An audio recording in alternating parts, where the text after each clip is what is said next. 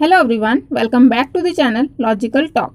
आज हम एक लैंडमार्क जजमेंट पढ़ेंगे जिसका नाम है Maneka Gandhi versus union of India. ये केस पूरा आर्टिकल 21 पर बेस्ड है, तो हम पहले आर्टिकल 21 को पढ़ेंगे। आर्टिकल 21 ये कहता है that no person shall be deprived of his life और personal liberty except according to a procedure established by law.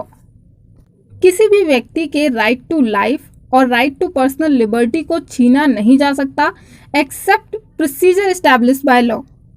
Law के द्वारा जो प्रोसीजर बताया गया है बस उसके अकॉर्डिंग ही इस राइट को या तो छीना जा सकता है या कम किया जा सकता है, अदरवाइज ये राइट्स नहीं छीने जा सकते। आइए देखते हैं मेनका गांधी के केस में क्या हुआ। मेनका गांधी को पासपोर्ट इशू किया गया था 1 जून 1976 को, but 4 July 1977 regional passport office new Delhi से मेनका गांधी को एक लेटर आता है कि आपको अपना पासपोर्ट सरेंडर करना है और ऐसा पब्लिक इंटरेस्ट में किया जा रहा है पासपोर्ट एक्ट के सेक्शन 10 क्लॉज 3 सब क्लॉज सी के अंडर। मेनका गांधी ने तुरंत एक लेटर लिखा कि वो स्टेटमेंट ऑफ रीजन्स बताएं, कि वो वजह बताएं कि ऐसा क्यों किया जा रहा है, लेकिन पासपोर्ट ऑफिस ने उन्हें ये बताने से साफ मना कर दिया, स्टेटमेंट ऑफ रीजन्स देने से साफ इनकार कर दिया। इसीलिए मेनका गांधी ने सुप्रीम कोर्ट में एक पिटीशन फाइल की अंडर आर्टिकल 32। उन्होंने ये कहा कि ये जो पासपोर्ट एक्ट का सेक्शन 10 क्लॉज 3 सब क्लॉज सी है, ये article 14, article 19 1A and article 21 को वायलेट करता है, इसीलिए ये वॉइड है। यहाँ पर गवर्नमेंट का कंटेंशन ये था कि ऐसा इसलिए किया गया है क्योंकि एक जांच आयोग के संबंध में एविडेंस देने के लिए पिटीशनर का यहाँ होना बहुत ज़रूरी था और पिटीशनर को अब सुनवाई का अवसर देने के लिए वो तैयार हैं। आइए देखते हैं कि इस केस के इशूज क्या थे। इस केस के इशूज थे whether right to go abroad is a part of right to life and liberty under article 21, whether passport act prescribes a procedure, whether passport act violate article 14, article 19 1A and article 21, whether freedom of speech and expression is confined to Indian territories। आइए देखते हैं इसमें supreme court ने क्या कहा। Supreme court ने ये कहा कि आर्टिकल 21 ये कहता है कि किसी भी व्यक्ति के right to life and personal liberty को छीना नहीं जा सकता except procedure established by law.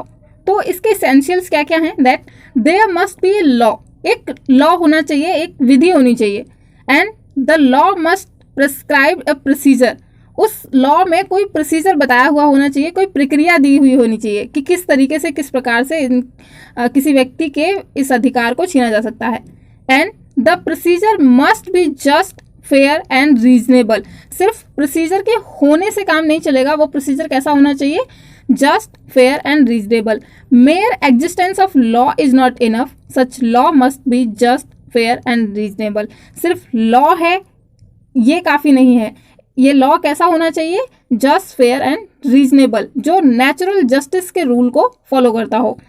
If a law is depriving a person from his liberty it has to fulfil requirements of article 14 and 19। अगर कोई भी लॉ किसी व्यक्ति के पर्सनल लिबर्टी के राइट को छीनता है तो ना सिर्फ उसे आर्टिकल 21 की रिक्वायरमेंट्स को पूरा करना है, बल्कि आर्टिकल 14 एंड आर्टिकल 19 की रिक्वायरमेंट्स को भी पूरा करना पड़ेगा। इस केस में सुप्रीम कोर्ट ने कहा कि आर्टिकल 14, आर्टिकल 19 एंड आर्टिकल 21 जो हैं वो इंटरकनेक्टेड हैं, इन्हें एक साथ जोड़कर देखने की ज़रूरत है। Right to travel is under article 21। Article 21 के अंदर ट्रैवल करने का भी राइट है। Freedom of speech and expression is not confined to Indian territories. Freedom of speech और एक्सप्रेशन का जो राइट है वो सिर्फ इंडियन टेरिटरीज तक सीमित नहीं है। इस केस का जजमेंट क्या रहा? क्योंकि गवर्नमेंट ने ये कहा था कि वो सुनवाई का अवसर देने के लिए तैयार हैं, इसलिए सुप्रीम कोर्ट ने ये कहा कि इस ऑर्डर में जो डिफेक्ट था वो अब खत्म हो गया है।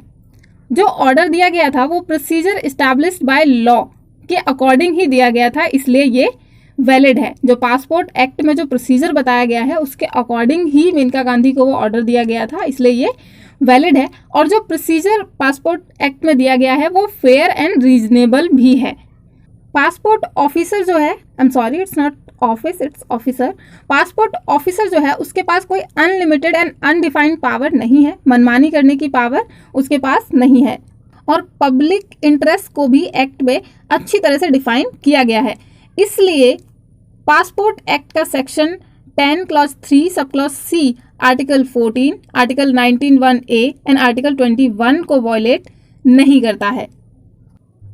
This was the judgment of supreme court in this case. इस केस में हम प्रोसीजर इस्टेब्लिश्ड बाय लॉ से ड्यू प्रोसेस ऑफ लॉ की तरफ आए हैं। प्रोसीजर इस्टेब्लिश्ड बाय लॉ का मतलब ये है कि कोई प्रोसीजर होना चाहिए लॉ में, उसके अकॉर्डिंग आपके राइट को छीना जा सकता है। ड्यू प्रोसेस ऑफ लॉ का मतलब ये है कि सिर्फ लॉ होने से काम नहीं चलेगा, वो जो लॉ है वो जस्ट, फेयर एंड रीजनेबल भी होना चाहिए, ड्यू प्रोसेस ऑफ लॉ होना चाहिए। तो इस केस में यही है कि हम प्रोसीजर इस्टेब्लिश्ड बाय लॉ से हम कहीं ना कहीं ड्यू प्रोसेस ऑफ लॉ की तरफ बढ़े हैं। इस केस में एक नई थ्योरी को इवॉल्व किया गया जिसका नाम है पोस्ट डिसीजनल थ्योरी।